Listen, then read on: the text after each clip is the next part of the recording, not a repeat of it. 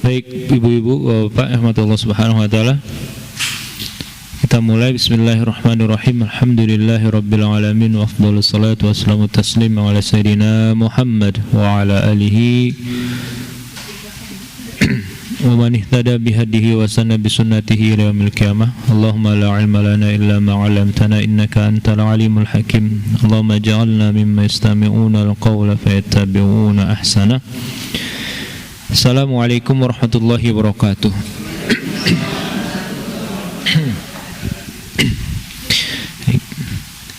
Bapak Ibu rahmatullah subhanahu wa ta'ala, seperti biasa sebelum kita mulai mari kita berdoa kepada Allah subhanahu wa ta'ala.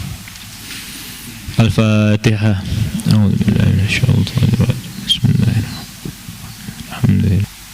Bismillahirrahmanirrahim. Kita masuk ke dalam surat Al-Qadar. Baik.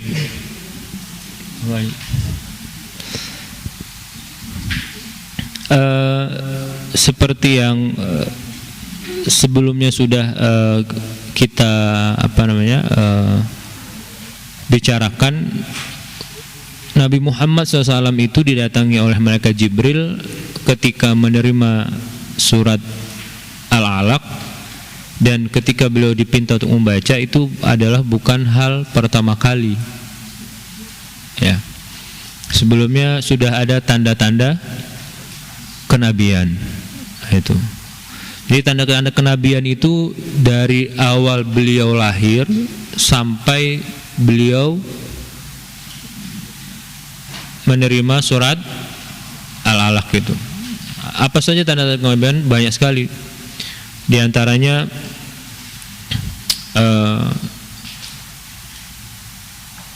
pohon itu bisa berbicara dengan beliau. Itu. Ya. Lalu tudhilluhu al-ghamam wa tuti'u sahab. Kalau beliau jalan itu beliau dipayungi bukan dengan payung kayak kita, tapi biar nggak kepanasan ditaungi oleh awan. Nah, itu setiap jalan. Jadi nggak kepanasan, enak kalau jalan dengan Nabi Muhammad tuh, Pak. Ya. Kalau tanda-tanda kenabian sebelum beliau diangkat menjadi nabi dan rasul itu disebut dengan al-irhas. Itu ya. Namanya adalah tanda-tanda kenabian. Itu. Ya. Ketika beliau lahir, ya kan, lahirnya juga nggak seperti biasa wanita normal gitu.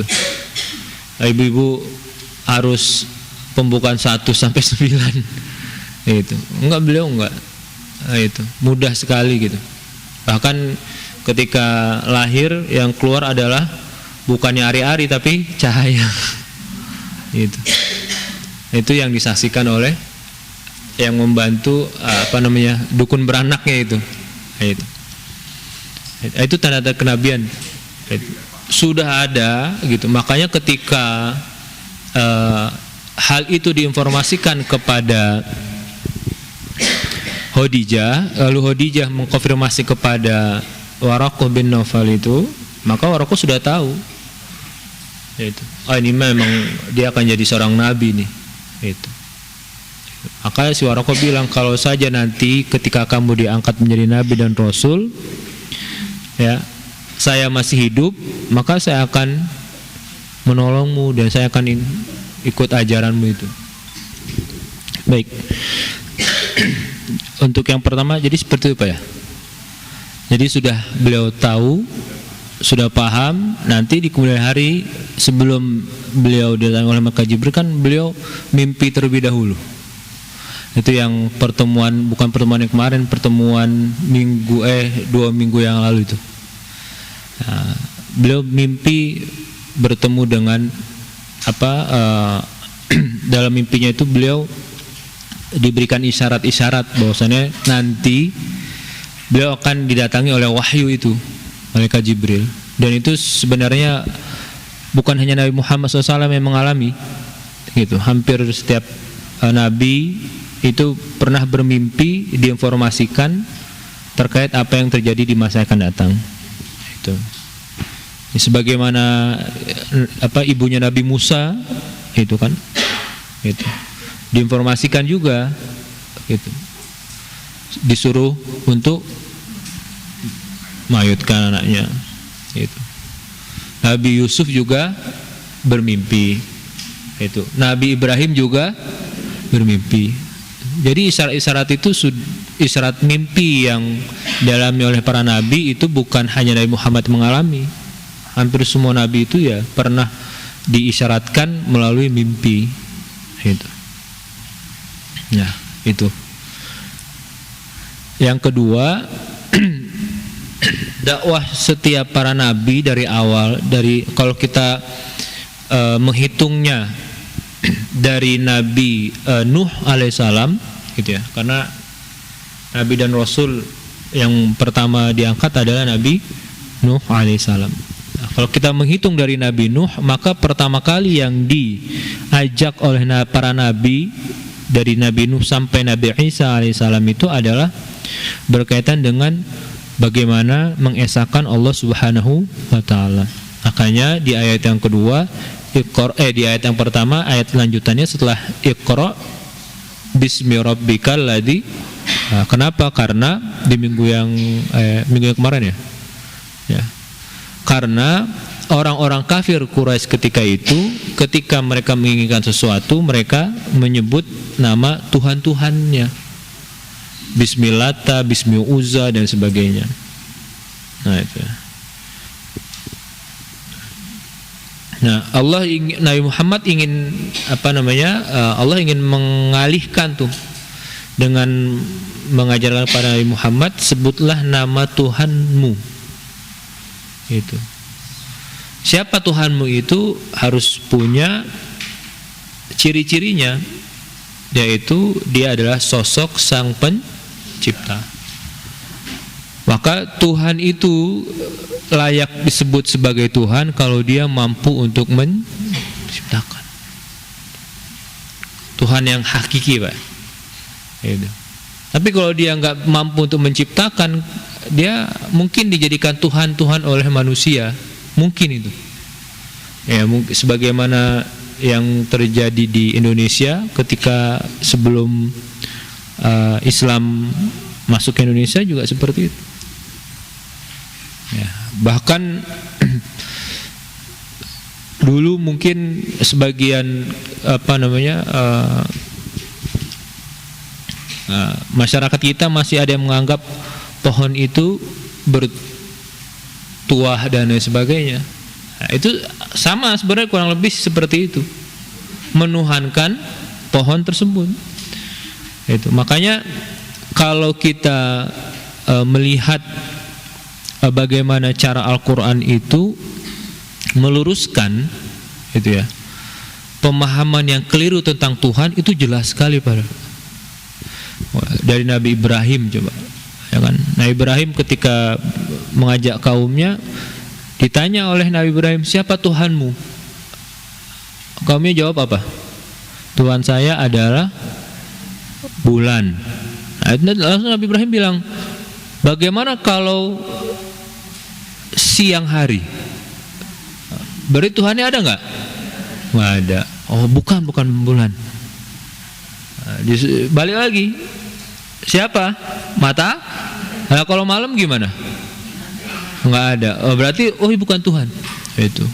Maka akhirnya Nabi Ibrahim bilang, ini wajahtu wajhiya lilladzi. Fator itu artinya fator itu, Pak. Fator itu adalah pencipta. Itu. Fatoros samawati wal ard.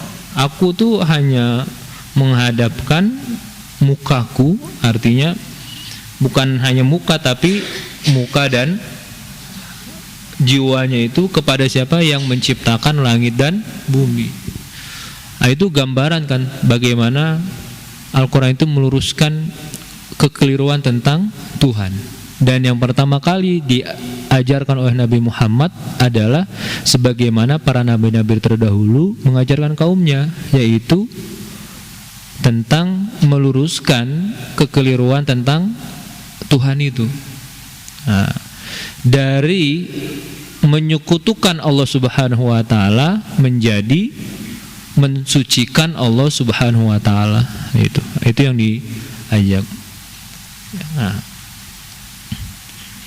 barulah nanti setelah itu kuat, baru syariat-syariat yang lain. Gitu. Nah, makanya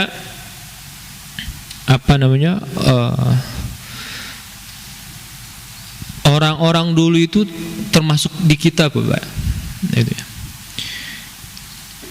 Itu terkait dengan pengajaran tentang Tuhan itu sebenarnya sudah diajarkan oleh orang-orang tua, baik orang-orang tua dari Bapak Ibu semuanya maupun dari guru-guru kita itu.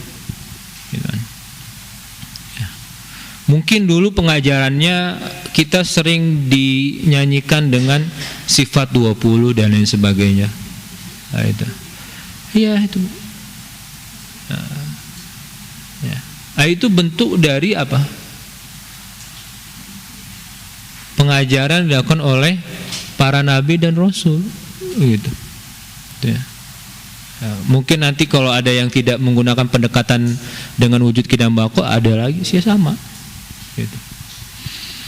Nah, makanya hampir semuanya hafal tuh yang sifat 20, wujud kidam bako mukhafat. Nah, kita memang hafal, tahu. Ya, celakanya kita hanya berhenti sampai tahu saja. Itu kita jarang untuk mengeksplor lebih dalam lagi gitu. Kenapa kok pertama kali itu harus wujud, enggak yang lain dan sebagainya?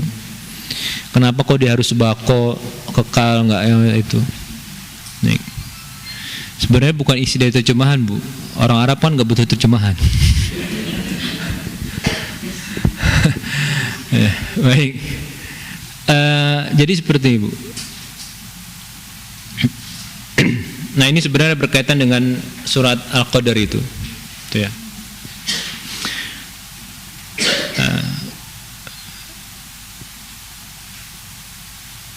Mau dibahas sekarang atau minggu depan? Jadi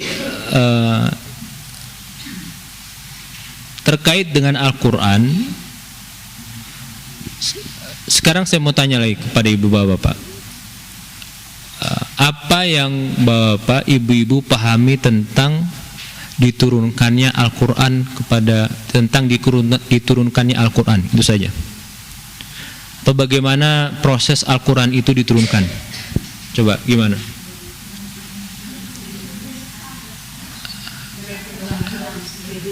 Bukan bagaimana cara Al-Quran itu diturunkan, bagaimana Allah Subhanahu wa ta'ala menurunkan Al-Quran. Atau gini Bu, Pak, berapa kali Al-Quran itu diturunkan dan bagaimana caranya? Berapa kali coba? Hah? 2 kali, satu dari Baitul Ma'mur, dari ke dunia secara hancur. Berarti 2 kali. Oke.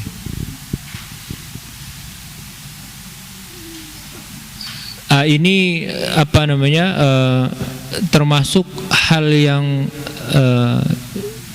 jarang kita ketahui, Pak. Al-Quran itu pertama kali ya itu ada di Lauhul Mahfuz. Itu di Lauhul Mahfuz itu sudah ada semuanya dari Al-Fatihah sampai An-Nas. Itu ya, sudah ada dari Al-Fatihah sampai An-Nas. Ini yang pertama. Yang kedua tadi yang disebutkan, min Baitil Izzah, atau dari Lauhul Mahfuz ke Sama'id Dunya. Kita sama itu orang sering mengartikannya langit, padahal sama kalau dalam bahasa Arab itu sama itu adalah segala sesuatu yang ada di atas daratan itu sama namanya. Gitu. Cuman sering diartikan dia sebagai langit. Nah, itu yang kedua. Itu juga secara duf'ah wahidah, secara satu bundel lah, gampang ya. Itu juga sudah dari Al-Fatihah sampai An-Nas. Itu. Nah, yang ketiga inilah itu ya, yang diturunkan kepada Nabi Muhammad SAW secara munajjaman. Munajjaman itu adalah secara berangsur-angsur. Nah, itu. Kurang lebih selama 23 tahun. Nah, itu. Dimulai dari surat Al-Alaq. Itu. Nah, yang diturunkan kepada Nabi Muhammad SAW itu dimulai dari surat Al-Alaq. Nah, itu. Tadi pertanyaannya adalah sisa surat Al-Alaq itu kapan turunnya dan kenapa dimasukkan ke dalam surat Al-Alaq? Nah, itu. Itu sebenarnya sama seperti surat-surat yang lainnya juga, Bu, Pak. Bukan hanya Al-Alaq. Jadi Nabi Muhammad SAW itu beliau mengambil beberapa orang untuk menjadi katibul wahyi, untuk menjadi penulis Al-Quran, gitu ya, atau pencatat Al-Quran. Ya, gampangnya ketua itu pencatat atau penulis Al-Quran itu adalah Zaid bin Sabit. Nah, kenapa beliau dipilih oleh Muhammad SAW? Karena pertama beliau termasuk yang masih muda ketika itu, dan mempunyai intelektual di atas rata-rata penduduk Mekah ketika itu. Kenapa? Karena penduduk Mekah ketika itu jarang yang bisa nulis dan jarang yang bisa membaca. Hanya orang-orang besar. Sama kayak kita di sini dulu, Pak. Ibu-ibu kalau dulu misalnya bapak-bapak yang lahir tahun 60 atau di bawah 50 ya, tahun 40 30, itu kalau bapak-bapak bisa sekolah SR selesai lalu lanjut SMP, SMA, kuliah, itu saya bisa pastikan orang tuanya bukan orang susah. Entah dia bangsawan atau dia pengusaha. Gitu. Atau dia ilmuwan. Kenapa? Itu tadi. Karena punya modalnya. Nah, itu. Ya. Kenapa? Karena ketika itu untuk bukan tambah esel, untuk hidup aja sudah susah. Nah, itu. Nah, sama kurang lebih seperti itu di kota Mekah. Itu. Jadi kalau yang bisa belajar, kalau yang bisa nulis, baca dan sebagainya, dia termasuk anak-anak bangsawan itu. Makanya seperti sahabat-sahabat seperti Utsman bin Affan, Abu Bakar itu bukan orang sembarangan. Ya. Ya. Bukan orang susah juga. Itu. Ya. Nah, itu, dan itu Nabi Muhammad SAW menunjuk Zaid bin Sabit. Nah, perintahnya adalah ini. Ketika Nabi Muhammad SAW itu menerima wahyu, maka beliau perintahkan kepada Zaid bin Sabit, Zaid, kamu taruh ayat misalnya ya, ayat 7 dari surah Al-Alaq ini kan turunnya nanti di kemudian hari itu. Nah, ayat yang ke-6 sampai akhir itu berkaitan dengan Abu Lahab. Itu berkaitan dengan Abu Lahab. Nah, itu turun kemudian hari. Ya. Maka ketika Nabi Muhammad SAW memanggil Zaid, beliau bilang, Zaid, ya, taruh ayat ini setelah ayat ini di surat ini. Itu. Nah, ini yang jarang disampaikan oleh yang kita tahu tentang bagaimana mushaf itu disusun. Yang kita tahu mushaf sebagian besar ya. Itu. Mushaf itu disusun kapan? Zaman Utsman bin itu. Padahal itu bukan disusun. Zaman Utsman bin Affan itu adalah mengkopi ulang. Itu. Mengkopi, Bu, Pak.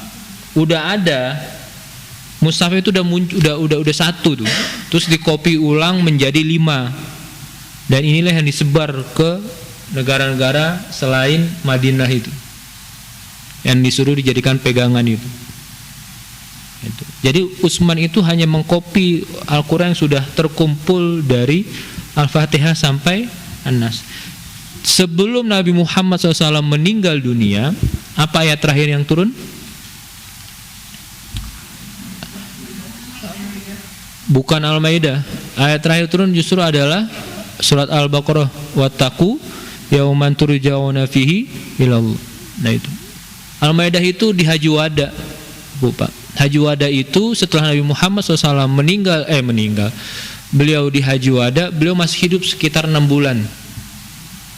Gitu. Nah di selang itulah turun ayat terakhir, wattaqu yauman. Itu ada di dalam surat Al-Baqarah.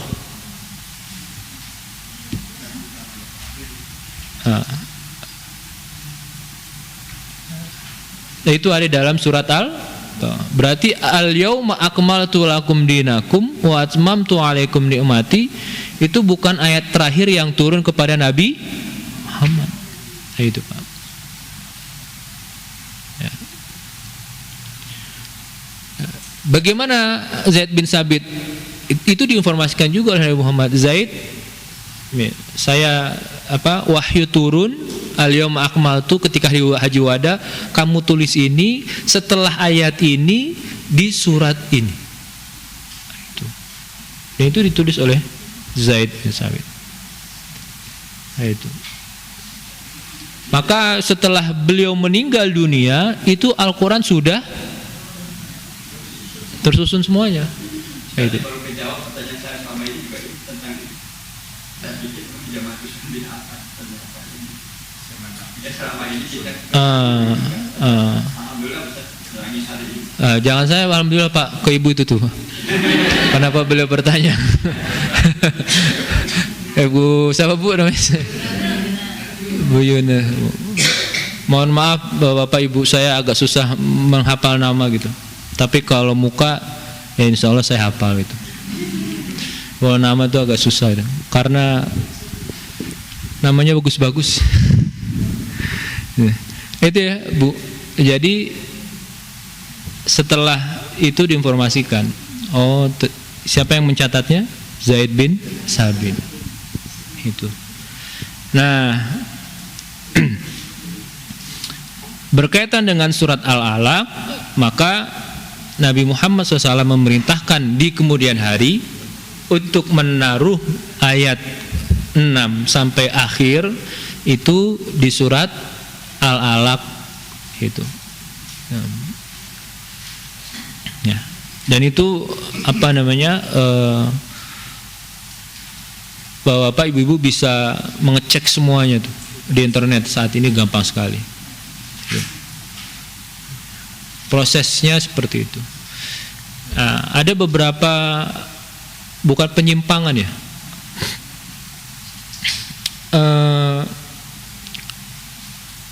Keraguan-raguan atau syubhat yang dibuat oleh para orientalis untuk menanamkan keraguan terhadap otentitas Al-Quran itu sendiri.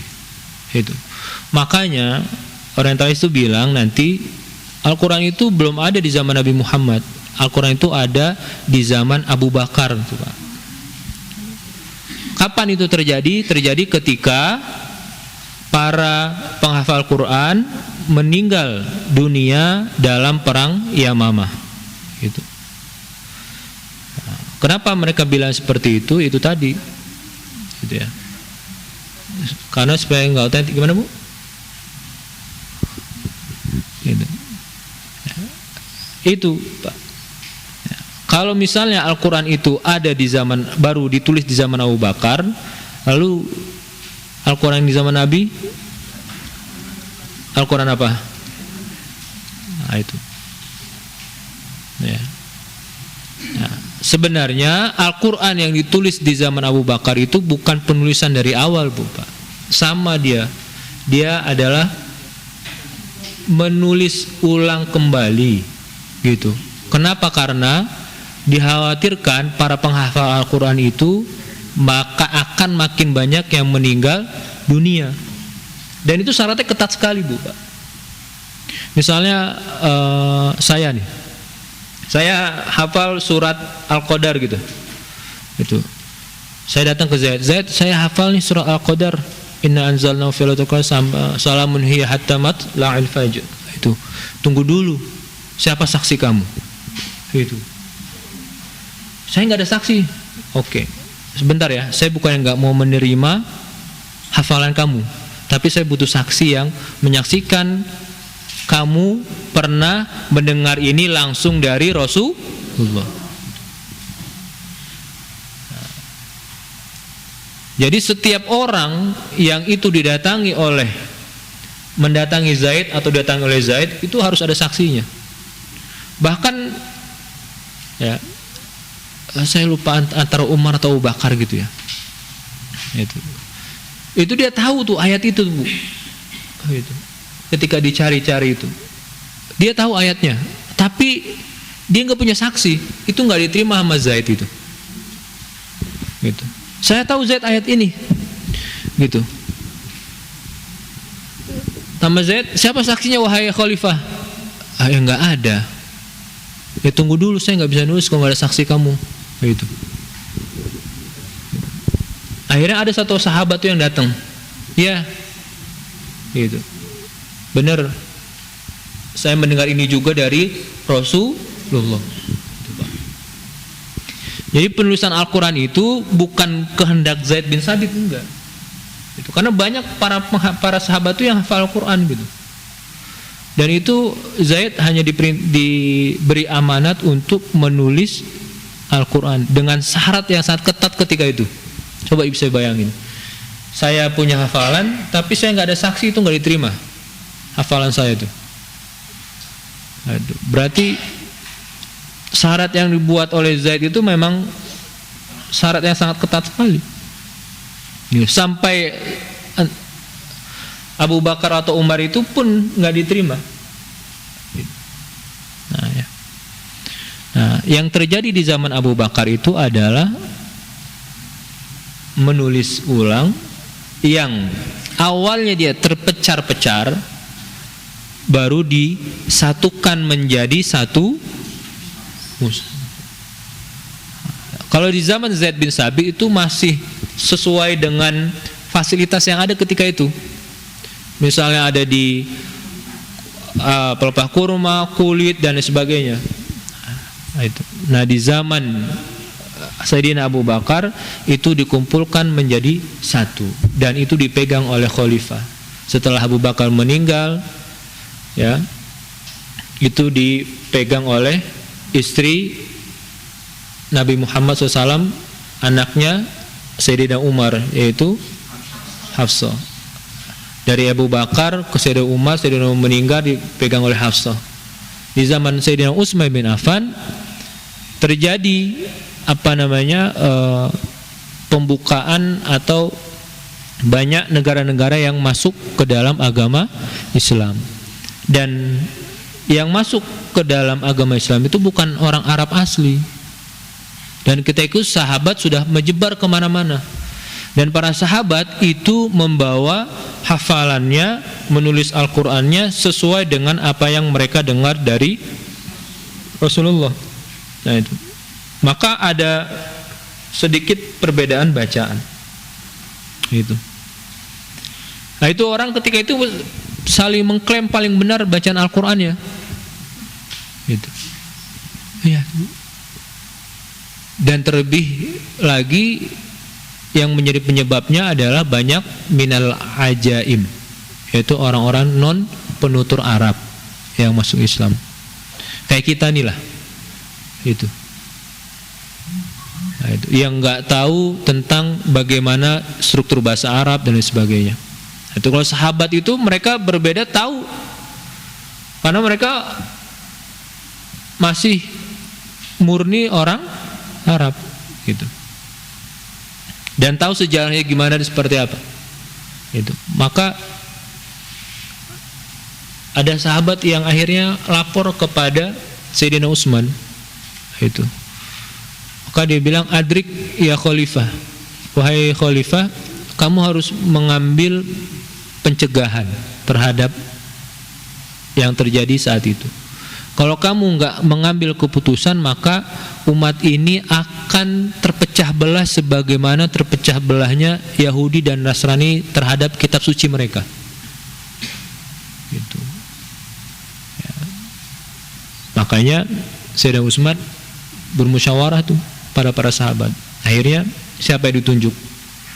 Zaid bin Sabit lagi. Gitu.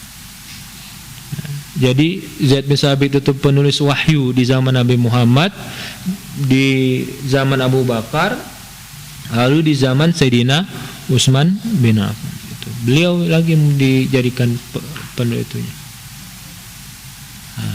Bedanya kalau di zaman Sayyidina Utsman itu di kopi membuat salinan lebih banyak.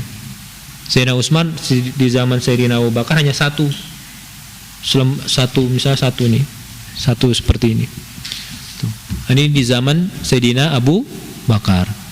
Zaman Sayyidina Utsman dibuat 5 salin. Ini dibagi-bagi ke Basrah, ke Syam, ke Kufah, ke Mekah, dan di Madinah dipegang oleh Sayyidina Utsman. Maka beliau memerintahkan kepada para sahabat ketika itu, barang siapa yang mereka punya Al-Quran gitu ya, selain yang dikirim oleh khalifah, maka hendaklah mereka untuk membakar Al-Quran tersebut gitu. Kenapa? Karena Al-Quran para sahabat itu biasanya tercampur dengan tafsirannya, Pak. Yaitu kenapa tercampur? Karena itu tulisan sendiri dari para sahabat. Misalnya surat Al-Qadar, inna anzalnahu fi lailatul qadar. Nah itu. Nanti itu ada tafsiran itu. Misalnya tambah maksud dengan mereka tambahkan di sini adalah maksud anzalnahu, di sini adalah Al-Qur'an. Nah itu. Nah, kalau orang yang nggak tahu tentang bahasa Arab dan lain sebagainya, ini akan mengira bahwasannya bagian dari Al-Quran. Makanya sahabat-sahabat itu mereka punya sahabat terlebih lagi sahabat penghafal Al-Quran seperti Abdullah bin Ibnu Mas'ud dan lain sebagainya. Itu mereka punya Al-Qurannya sendiri. Al-Quran sendiri maksudnya adalah Al-Quran yang mereka catat, mereka tulis, hafal dari, langsung mendengar dari Rasulullah. Nah itu. Nah itu ya, terkait dengan tanazzulat Al-Quran atau bagaimana Al-Quran itu diturunkan. Ustaz, kalau nama-nama surat itu sudah tercantum di sejarah atau memang ketika zaman Rasulullah surat Al-Baqarah, Al-Imran. Baik. Kalau untuk penamaan surat itu ada 2, Pak. Yang pertama, nama surat yang itu adalah memang hasil dari wahyu, ya. Dan yang kedua adalah nama surat yang dia adalah hasil ijtihad. Itu. Maka kalau nama surat itu terjadi perbedaan, gitu. Ya, kalau yang dia adalah hasil dari wahyu itu biasa diinformasikan Nabi Muhammad SAW, sebagaimana misalnya contohnya surat Al-Baqarah dan sebagainya. Gitu. Nah ini berarti dia wahyu. Nah, kalau dia bukan wahyu, tapi dia adalah hasil dari ijtihad, yaitu biasanya mengambil tema besar dari surat itu, maka diambillah menjadi nama surat. Sebagaimana kalau misalnya kita sering nyebutnya surat At-Taubah, padahal surat At-Taubah itu dulu nggak ada, mereka lebih dikenal dengan surat Baro'ah. Itu. Nah, jadi kalau terkait dengan penamaan surat Itu dua hal itu Pak. Ada yang memang dia adalah at-tauqif. Tauqif itu maksudnya adalah bersumber dari wahyu. Ada yang bersumber dari ijtihad, entah dari para sahabat atau para ulama. Itu ya Bapak Ibu. Ini kita lanjutkan. Nah ini sebenarnya dari tadi saya tuh hanya mengulur-ngulur waktu aja Pak Bu.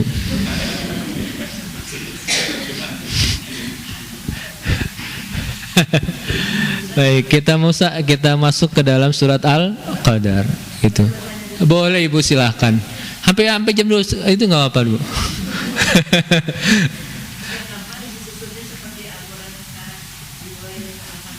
Sejak kapan? Sejak awal Ibu. Sejak dari zaman Nabi Muhammad itu sudah disusunkan seperti itu. Iya, gitu. Hanya saja nanti Bapak Ibu perlu diketahui ada sebagian ulama yang menulis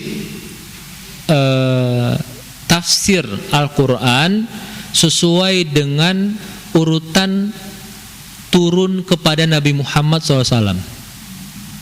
Itu, ya, ada Bu. Ada. Jadi dia nggak mulai dari Al-Fatihah tuh, tapi dia mulai dari Al-Alaq. Itu ada yang seperti itu. Tapi kalau untuk penulisan Al-Quran seperti yang Al-Fatihah ini, itu sudah dari awal Nabi Muhammad SAW masih hidup. Itu. Nah itu tadi yang saya sampaikan. Beliau menyampaikan kepada Zaid bin Sabit untuk menulis atau menaruh ayat tersebut. Biasanya redaksi hadisnya itu adalah do hadhil ayah fi hadhihi surah ba'da ayatiha. Itu. Jadi Zaid taruh ayat ini di surat ini setelah ayat ini. Itu detail Nabi Muhammad menyuruh kepada Zaid. Itu. Jadi sudah ada dari ketika beliau masih hidup. Itu. Belum ada. Titik syakal itu muncul setelah nanti makin banyaknya orang yang masuk Islam non Arab dan bingung antara ba, ta, sa dan sejenisnya. Ba, ta, sa itu kan ada titik semuanya. Ba titik di bawah, ta titik di atas 2, sa titik di atas 3. Nah itu. Makanya bagaimana supaya membaca seperti itu tuh. Pertama kali itu adalah perintah Sayyidina Ali bin Abi Thalib kepada Abu Aswad ad-Du'ali itu. Abu Aswad ad-Du'ali itu adalah salah satu founder ilmu sorof, nahu. Nah itu. Ya. Kenapa? Karena itu tadi di zaman Utsman itu belum ada titik, belum ada harokat, belum ada. Hanya tulisan saja. Nggak ada papan tulisnya. Kalau bismillah berarti ba lurus, sin, mim, alif, lam, ha. Itu udah nggak ada harokat, nggak ada itu. Coba bacanya gimana? Nggak tahu kita. Nah, kayak alif lam gitu. Nah, baru setelah itu beliau perintahkan kepada Abu Aswad. Wah, ini kayaknya harus ada cara sebagaimana supaya mereka bisa membaca Al-Quran sebagaimana para sahabat itu mendengar Al-Quran dari Nabi Muhammad. Maka beliau perintah, coba buatlah kamu. Itulah pertama kali buat nuqtah itu Pak, titik itu untuk membedakan huruf. Jadi yang pertama kali buat itu adalah titik, bukan harokat, bukan tanda baca. Jadi kalau ini kan hurufnya sama semua ya. Huruf qaf itu bedanya cuma apa? Titik aja. Semuanya bedanya cuma titik aja. Nah, itu. Nah. Kenapa titik? Gitu. Karena semua kita itu bermula dari titik dan akan kembali kepada titik.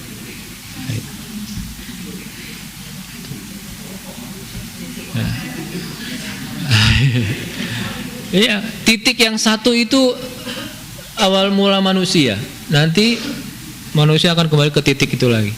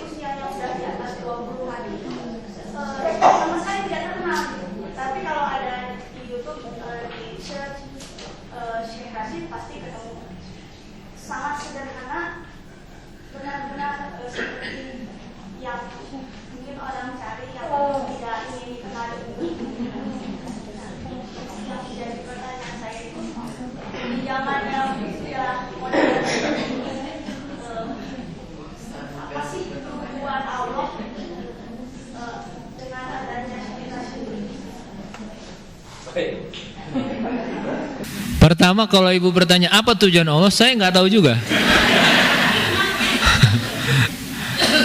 Karena saya nggak punya orang dalam untuk ke sana.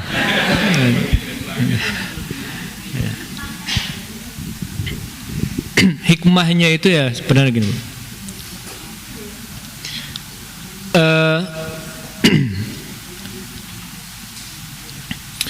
Nahnu nazzalna dzikra wa inna lahu lahafizun.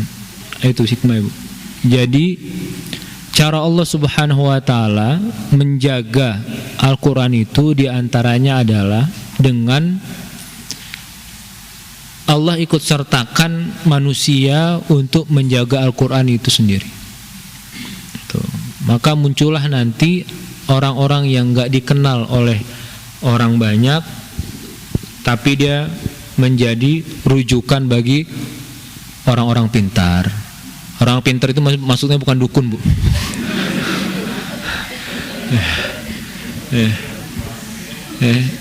Orang-orang pintar maksud itu para ilmu, para ulama atau sebagainya gitu. Itu cara Allah Subhanahu wa taala tuh diantara menjaga Al-Qur'an itu seperti itu. Dan itu banyak sekali. Itu ya. Dan itu ya kersanya Allah Subhanahu wa taala. Gitu. Maunya Allah Subhanahu wa taala untuk bagaimana cara beliau menjaga Al-Qur'an, ya diantaranya seperti itu. Ya. Dan hal-hal yang seperti itu bukan hanya terjadi di Indonesia. Gitu. Termasuk di luar Indonesia itu juga banyak terjadi seperti itu.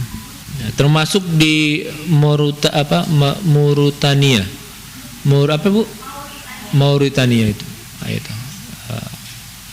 Mereka itu termasuk negara yang masih memegang tata cara belajar Al-Quran dengan metode dulu.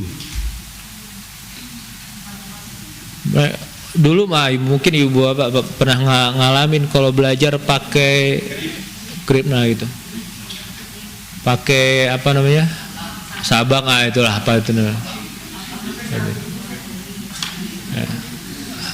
Hanya bermodalkan papan dan kapur, itu. Dan mereka masih seperti itu.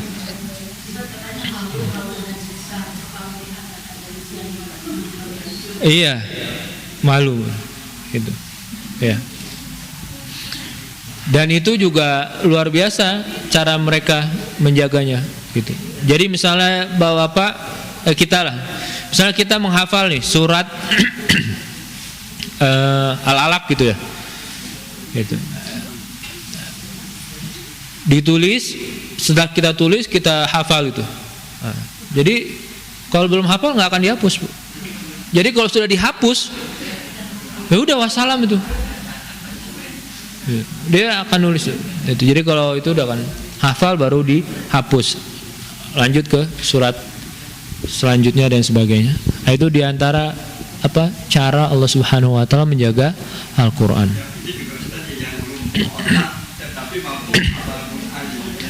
Iya, Pak. Banyak ada. Nah. Baik, ibu-ibu, kita lanjutkan. Kita masih ada 20 menit lagi. Bismillahirrahmanirrahim. Inna anzalnahu fi lailatul qadar. Kita masuk ke dalam surat Al-Qadar. Ya.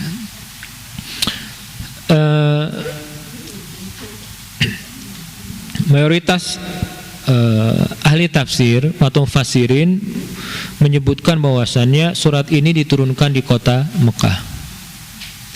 Nah, meskipun ada riwayat yang menyebutkan bahwasannya surat ini diturunkan di kota Madinah, tapi mayoritas mereka semuanya menyebutkan surat ini diturunkan di kota Mekah. Ini adalah surat yang ke-25 yang turun kepada Nabi Muhammad SAW. Setelah surat Abasa dan sebelum surat Asy-Syams. Itu. Jadi ini termasuk min awailis surah. Termasuk di antara surat yang turun kepada Nabi Muhammad SAW. Asy-Syams wasyamsi wa duhaha. Abasa. Surah Abasa itu apa? Abasa wa tawalla an ja'ahul a'ma. Okay.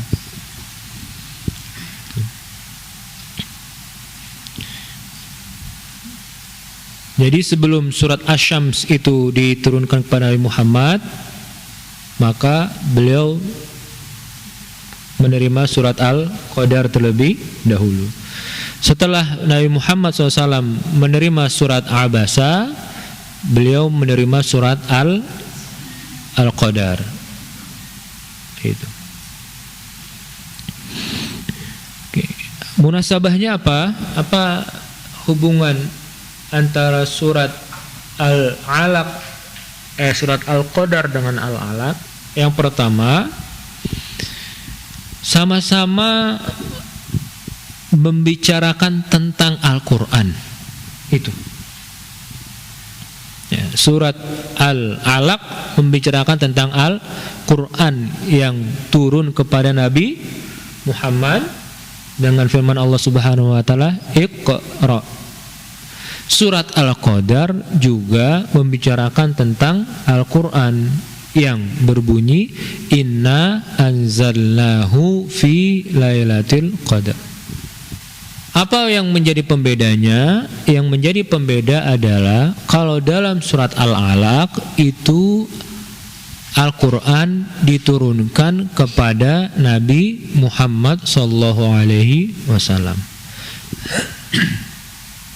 Kalau di dalam surat Al-Qadar itu Al-Quran diturunkan dari Baitul Izzah ke Sama'id dunia.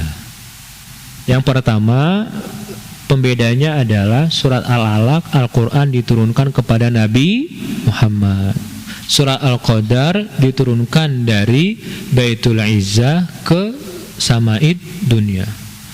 Dari Baitul Izzah ke Sama'id dunia.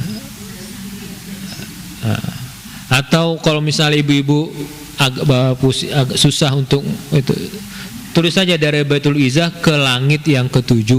Ah, itu. Gitu.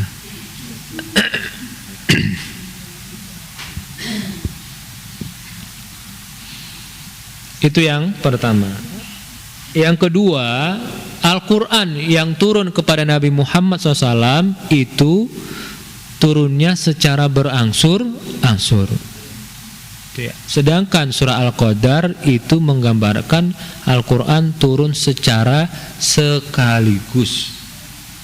Itu. Makanya surat Al-Alaq itu adalah permulaan Al-Quran diturunkan secara berangsur-angsur. Gitu. Surat Al-Qadar Al-Quran diturunkan secara sekaligus atau dalam satu waktu. Dan itu kapan terjadi?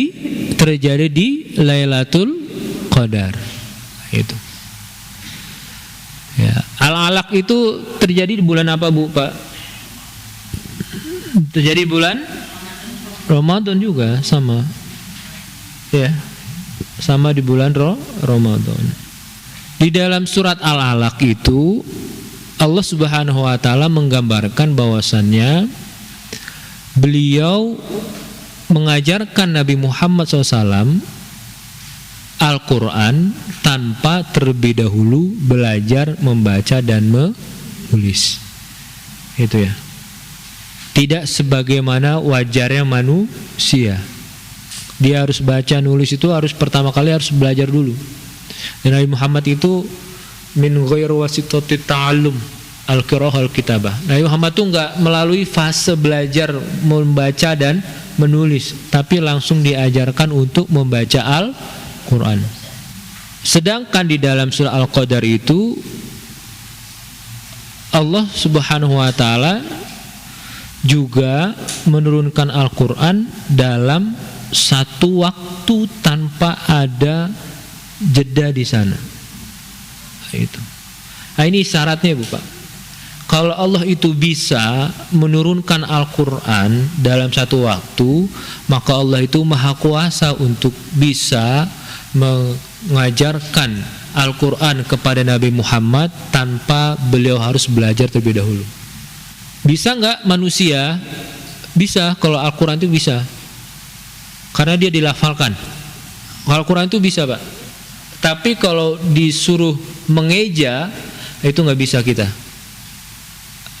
Beda antara membaca, mengeja, dan menulis dan menuturkan ulang. Nah, kalau anak-anak kecil itu kita, ayo ikuti baca surat Al-Fatihah, mereka bisa. Tapi kalau kita pinta mereka untuk mengeja dan membaca dengan melihat gitu ya. Ini apa, coba baca, nggak tahu dia. Tapi kalau udah coba nggak usah lihat tulisan, baca surah Al-Fatihah atau Qul Hu, bisa nggak? Bisa. Nah, itu. Manusia normalnya mereka bisa membaca dan tahu menulis setelah belajar. Itu. Normalnya manusia. Makanya dalam itu alladzi 'allama bil qalam. Nah, itu.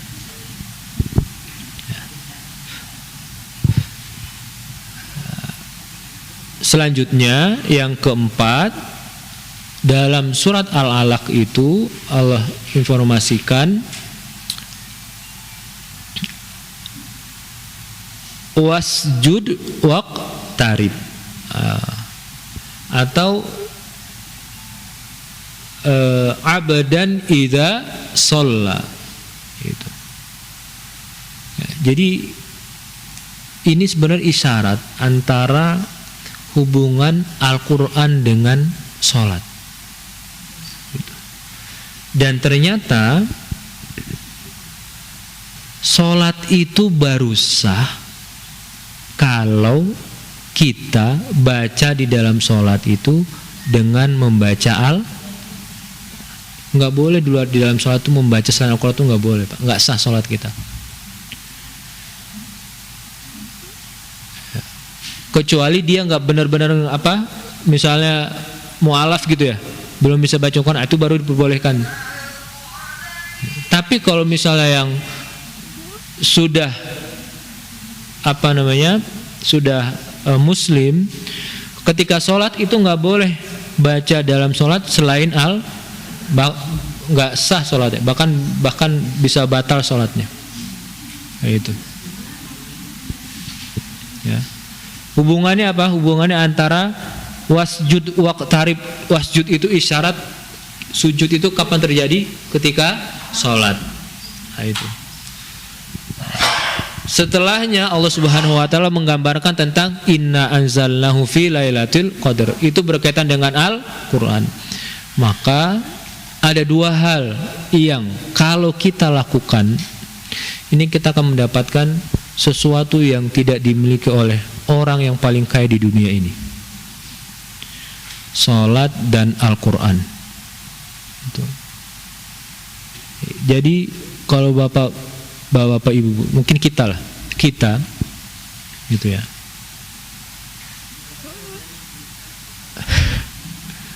Ya. Semua orang mungkin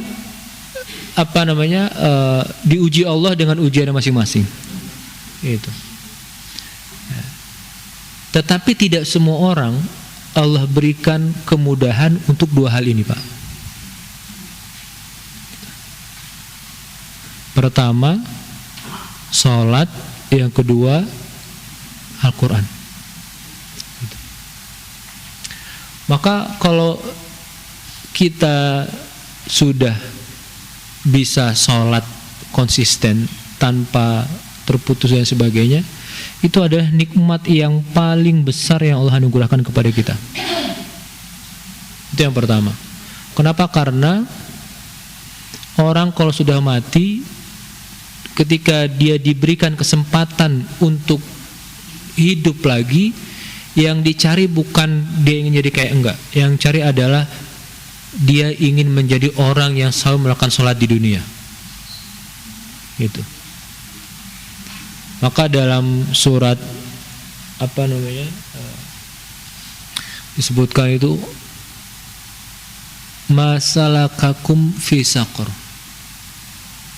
Apa yang menyebabkan itu masuk ke dalam neraka sakor itu apa?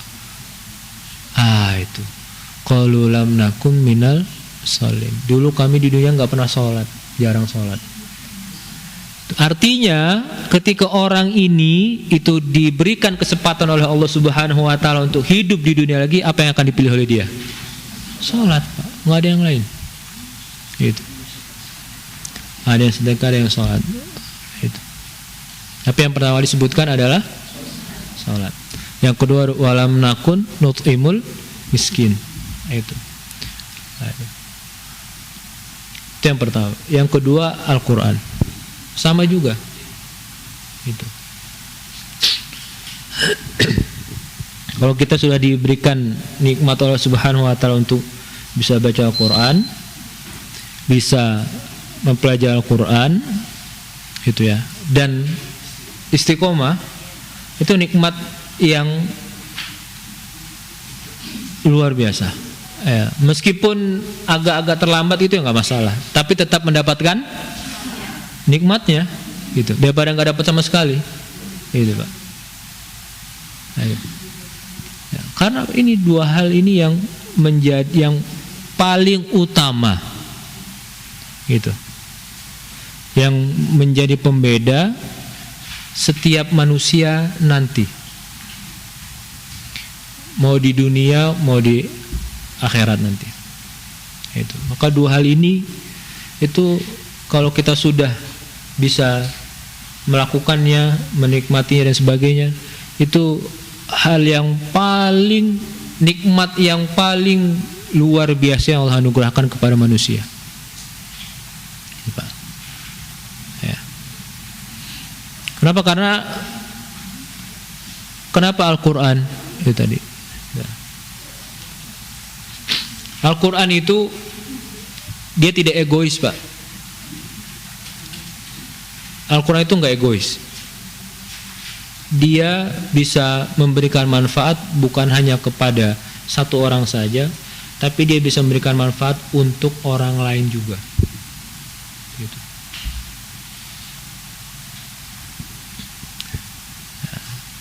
Tapi Tapi selain Al-Quran, selain sholat, itu ganjarannya untuk sendiri aja. Tapi kalau Al-Quran, coba, siapa yang mendapat kebaikan, ya bukan hanya orang lain yang mengajarkan kita dapatkan kebaikan, kita yang mendapatkan kebaikan, orang tua kita yang memberikan kita biaya untuk belajar Al-Quran juga mendapatkan kebaikan. Itu. Jadi Al-Quran itu nggak egois, Pak. Maka kalau ada dua hal ini, itu kita punya saat ini, itu sebenarnya di antara nikmat yang paling luar biasa yang Allah berikan kepada manusia, pada kita.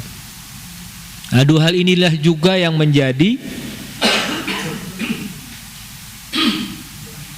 penopang manusia dalam menjalani kehidupannya di dunia ini.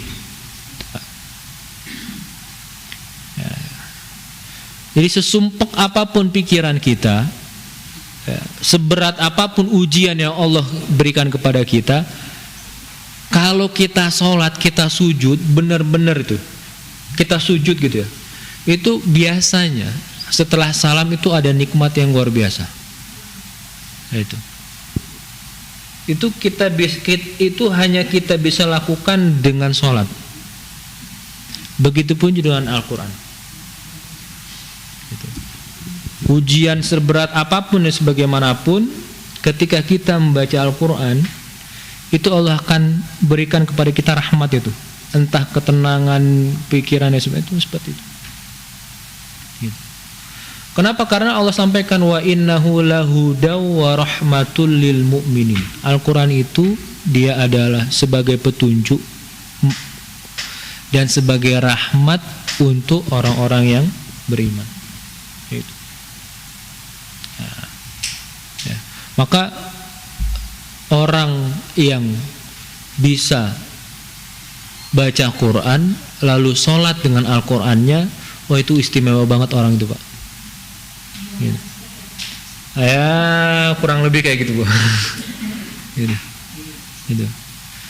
Dan kalau misalnya ibu-ibu bapak-bapak gitu ya, itu dengar orang baca Quran meskipun suaranya nggak bagus, tapi kok ketika kita dengar itu hati jadi tenang, jadi nikmat sebagai itu bukan karena yang baca, Bu, Pak, tapi karena Al-Qur'annya itu yang sudah mendarah daging kepada dia itu yang mendatangkan itu. Kita kok enak ya, kok kalau dengar dia ngaji kok enak ya, kalau kita ngaji kok nggak enak gitu. Itu bukan salah Qur'annya, yang salah apa? Yang salah kitanya. Dia itu bisa jadi dari bangun tidur setelah sholat subuh udah baca Al-Quran, itu ya. Atau sebelum sholat subuh dia sudah bangun baca Al-Quran, itu. Ya. Nah, jadi kalau kita baca Quran kok malah nggak tenang, itu bisa jadi bukan ada salah, Pak, alarm gitu, alarm kita gitu. Ya kenapa? Karena Al-Quran itu sudah sampaikan petunjuk, rahmat, syifa, obat tuh gitu. Tapi kalau kita masih kok, itu berarti ada yang nggak beres tuh dengan jiwa kita tuh. Itu ya. Makanya Nabi Muhammad SAW itu, coba lihat, Nabi Muhammad, para sahabat dan orang-orang soleh itu ketika mereka qiyamul lail nggak banyak-banyak, Bu, 4 rakaat, 2 rakaat, tapi apa?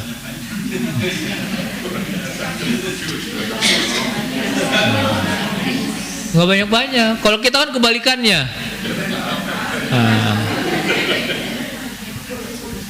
Atau kita punya dalil nih, punya dalil Al-Ahad itu seperti Al-Quran, itu, ya kan? Jadi kalau kita 3 kali baca sudah hatam Al-Quran.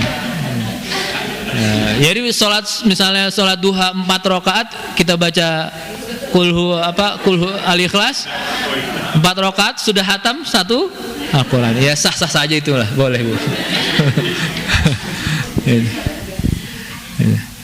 Itu. Ya. Lalu bagaimana cara kita ngecek itu jiwa kita, Pak? Hubungan kita dengan Al-Quran. Cara ngeceknya gampang sekali sebenarnya. Yang ini sudah saya sering sampaikan. Kalau dalam satu hari kita ngerasa ada yang ngeganjel dalam jiwa kita, gitu, berarti itu benar tuh jiwa kita tuh, hubungan dengan Al-Quran tuh. Satu hari nih kita keinget, kayak dari tadi, dari pagi sampai sampai malam, kayak hari ini belum baca Al-Quran deh. Itu berarti masih ada, bukan masih ada kebaikan, masih ada alarm dalam jiwa kita yang mengingatkan kita, ayo baca, ayo baca. Dan itu nggak datang tiba-tiba ya, Pak. Gitu, nggak datang tiba-tiba. Gitu. Ya. Itu lahir ketika berawal dari lamanya interaksi dengan Al-Quran. Gitu. Jadi kalau misalnya dalam satu hari ini kita nggak baca Al-Quran, kita los nyantai aja. Itu berarti tanda-tanda tuh. Tapi kalau dalam satu hari ini kita nggak baca Al-Quran, kayak ada yang masih ganjel, itu. Maka kalau sudah ada pengingatnya berarti ada itu. Lalu gimana kalau yang belum bisa baca Quran, Ustaz? Baca yang dihafal. Baca yang ibu bapak hafal itu. Gitu. Ini ulang saja. Gitu. Emang surat pendek bukan Al-Quran? Al-Quran juga. Nggak ada yang bilang surat Al-Asr itu bukan Al-Quran. Ada yang bilang Al-Asr bukan Al-Quran. Nggak, Al-Quran. Gitu. Ya, nggak apa-apa Bu. Gitu. Ya. Bisa kadang-kadang itu kalau lagi baca, kalau lagi enak kadang lupa gitu. Kadang-kadang ada dibuat ini cepat selesai gitu kan, kadang-kadang. Ya wajar tuh Pak. Lidah beli itu, tapi kalau lagi enak itu lagi bisa ngalamin itu kadang-kadang. Ya, maka pesannya itu adalah walayakun hammuka akhiru suratin. Jadi tujuan baca Al-Quran itu adalah bukan ini kapan habis suratnya. Itu. Kalau tujuannya adalah supaya cepat habis surat, itu biasanya itu. Ya. Ya. Nah, itu yang pertama terkait dengan al-munasabah. Itu ya. Kedua hal ini Bapak. Jadi kalau sudah ada ini ya. Dan kalau sholat sunnah itu diperbolehkan gitu ya, membaca Al-Quran dengan melihat, itu diperbolehkan kalau sunnah. Gitu. Ya meskipun lebih utamanya gitu, lebih utama dia tidak memegang gitu Pak. Gitu. Itu lebih utama seperti itu. Tapi kalau nggak bisa ya tinggal dibuat seling-seling waktunya, sholat dulu 2 rakaat, lalu baca Al-Qurannya berapa, sholat lagi deh sebenarnya.